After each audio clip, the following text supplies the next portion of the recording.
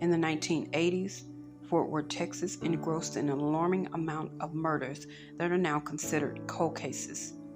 In looking into the case of Margaret Collins Maxwell, I discovered that she left behind 3 children, a mother, a father, and more importantly, a sister that fought without resources, leads, or closure. Sadly, Miss Maxwell was raped, beaten, and brutally killed.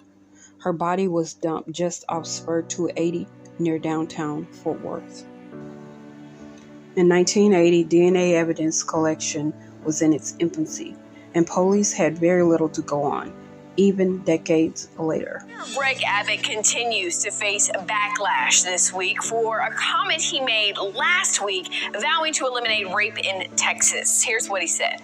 Rape is a crime, and Texas will work tirelessly to make sure that we eliminate all rapists from the streets of Texas by aggressively going out and arresting them and prosecuting them and getting them off the streets.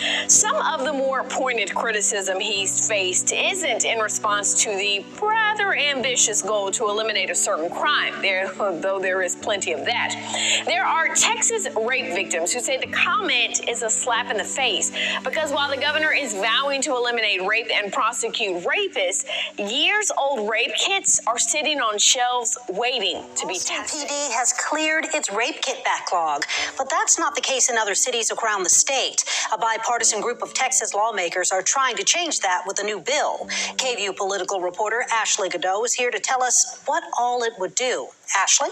You know, Quita, perhaps one of the most devastating things for a survivor to endure is to have their kit sitting on a shelf collecting dust, and by the time it's tested, the statute of limitations to prosecute their attacker has expired. And that's exactly what happened to a Dallas woman, Lavinia Masters. She shared her story at the Capitol today. She was raped at knife point in her own home when she was just 13 years old. This was back in 1985. Her rape kit sat on a shelf untested for more than 20 years. When it finally was tested, the 10-year statute of limitations had run out. Masters says she felt abandoned and alone, and had her kit been tested, other women would have been spared. Serial rapist Michael Eugene Swigart was just sentenced to prison for sex crimes, but he could have been caught decades ago if DNA from a 1988 rape had been tested sooner. In a separate incident, authorities presented a case against Richardson.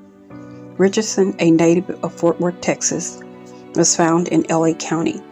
He was charged with 4 counts of murder and rape. Unfortunately, he was not the killer of Margaret. The neighborhood in which Margaret lived and the 287 spur in which her body was dumped has vastly grown.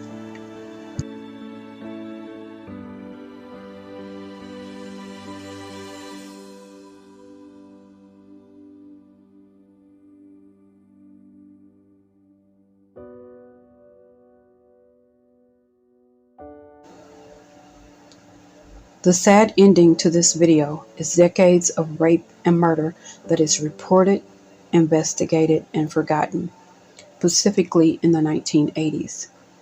It's an unfortunate lack of closure to all families.